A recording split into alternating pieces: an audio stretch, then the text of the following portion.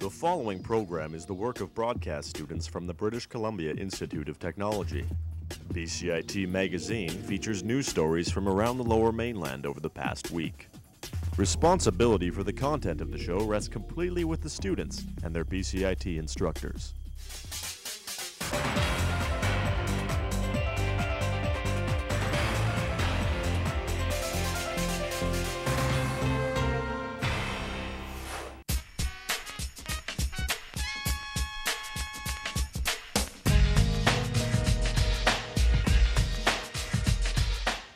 Good afternoon and welcome to BCIT Magazine's Spring Edition. I'm Emily Cardonier.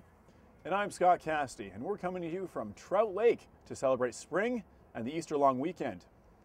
Transit upgrades continue to be a hot topic in the Lower Mainland, and Kyle Richardson gives us an update on the latest project linking the Fraser Valley to Greater Vancouver. Following completion of the Canada Line, the provincial government's next step to improve transit through the Lower Mainland is the Evergreen Line.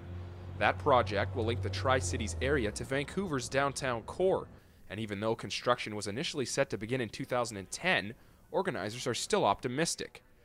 Evergreen Line's Community Relations Officer Angela McKenzie says plans to move the project ahead are scheduled for the coming months. We're heading into a public consultation period for our environmental certificate, and that will take place in the middle of the summer, and later this year we'll have station design.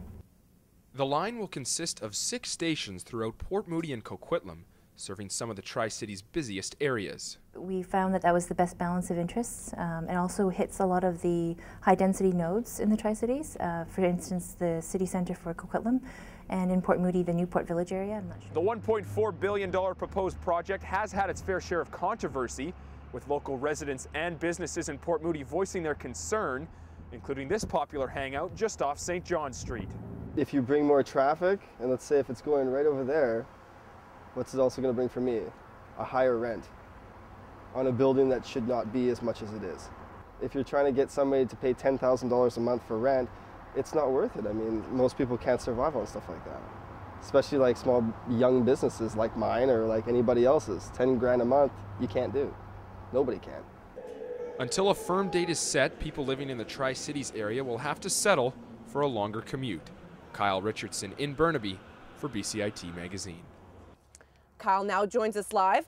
Kyle, with the project still in just the proposal stages, what's the likelihood of the Evergreen Line ever becoming a reality? Well, Emily, I spoke with TransLink earlier this week, and they said this project is out of their hands. Obviously, the price tag is a big issue, but the provincial government has the final say. Construction for the Evergreen Line is currently set for 2011, but by no means has this project been given the green light. Back to you. The pollution that comes from car exhaust is one of the biggest contributors to climate change. Gavin Day tells us about a new vehicle which could radically change the way we get from point A to point B. At an international technology expo like the Globe 2010 conference, you're going to have a unique idea to catch the eye of potential investors from around the world. Meet the Switchblade. Part motorcycle, part airplane, and maybe the future of commuter travel. Sure, what we're producing is a drive and fly vehicle, something you could drive to the airport, spread the wings out, fly off, drop into another airport, swing the wings back in again, close, and keep driving wherever you like to go. With representatives on hand from a number of countries, Bosefield feels his product would help in all of them because it helps ease something that's part of everyday life just about everywhere. The stop-and-go driving of the daily commute. By going point to point, you actually get to your destination much quicker, much easier than with driving. You don't have to follow curvy roads, go long distances. You go straight to where you want to go, so your time involved in this is cut down drastically. The makers of the Switchblade say they've received a lot of attention from recreational pilots who want to turn their hobby into their daily commute. So who knows, one day all you may have to do is drive to the airport, spread your wings, and fly to work. Gavin Day in Vancouver for BCIT Magazine. Organic groceries are all the rage these days, and Ladybug Organics, a Langley business, is hoping to cash in. As Nicole Lieberman found out, the business is branching out all over the Lower Mainland. New Zealand native Nigel Brownson started Ladybug Organics, a home delivery and market business, 10 years ago. I moved to an area named Langley, which 10 years ago there wasn't a lot to be offered out there, and also doing a storefront is a pretty risky business. Lots of capital, high rent, and also in Langley there's no real main center. So we decided to go the home delivery route where we can lower our costs. Today, employees at a Burnaby TELUS office are getting a chance to try out everything Ladybug Organics has to offer. Today we're doing a micro, we call it a micro market. So we normally we do home delivery. So this is a way to go see some people that might be interested in getting a home delivery. So we do a little micro market, and we do it around sort of a lunchtime in a campus where there's maybe 200-300 people.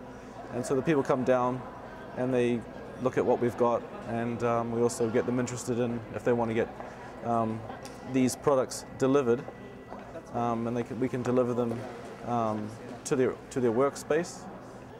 Ladybug products are 100% organic, and Nigel tries to buy from local farms whenever possible. During the winter, we're getting product from Mexico, Chile, a lot of Latin America.